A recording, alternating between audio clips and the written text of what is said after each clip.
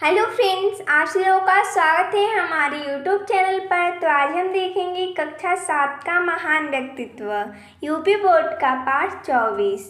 पाठ का नाम है बाल गंगाधर तिलक।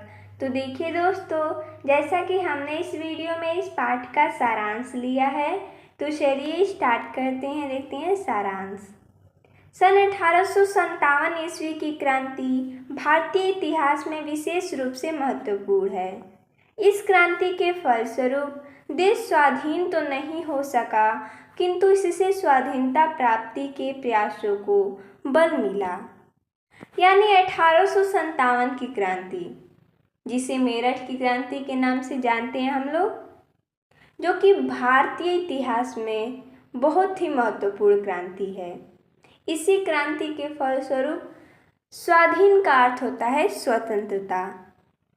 यानी कि इसी क्रांति के फलस्वरूप हमारे देश को स्वतंत्रता प्राप्ति के प्रयासों को बल मिला। हमारा देश स्वतंत्र तो नहीं हुआ, लेकिन उस पर बल दिया गया। आगे पढ़ते हैं।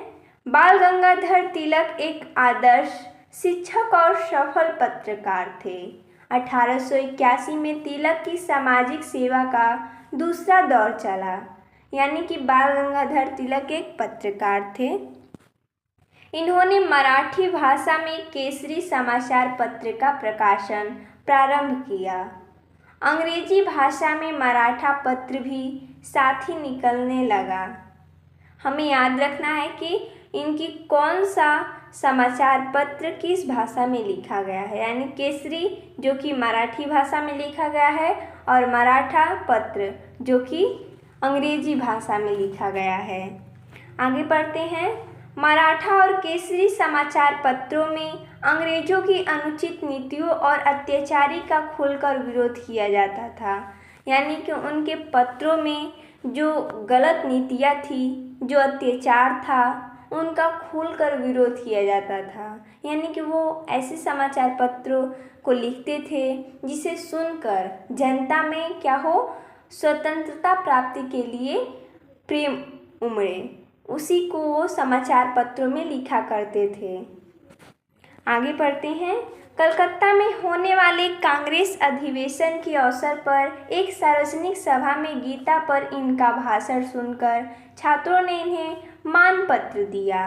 यानी कि कलकत्ता में कांग्रेस अधिवेशन हुआ था, जहाँ पर बाल गंगाधर तिलक ने गीता पर एक भाषण सुनाया, जिसे छात्रों ने सुनकर उन्हें मानपत्र यानी अभिनंदन पत्र दिया और इनका निर्देशांक प्राप्त करना चाहा।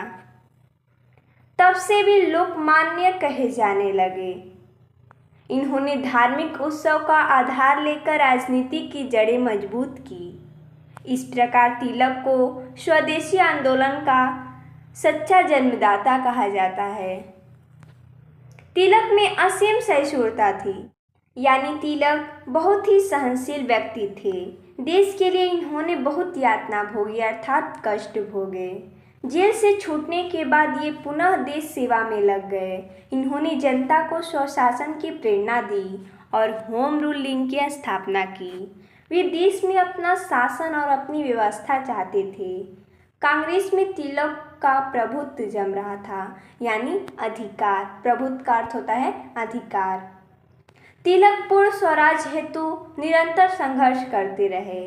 1 अगस्त 1920 को भारतीयों को पूर्ण स्वराज हेतु उत्प्रेरित कर भारत माता के ये सपूते सदा के लिए सो गए।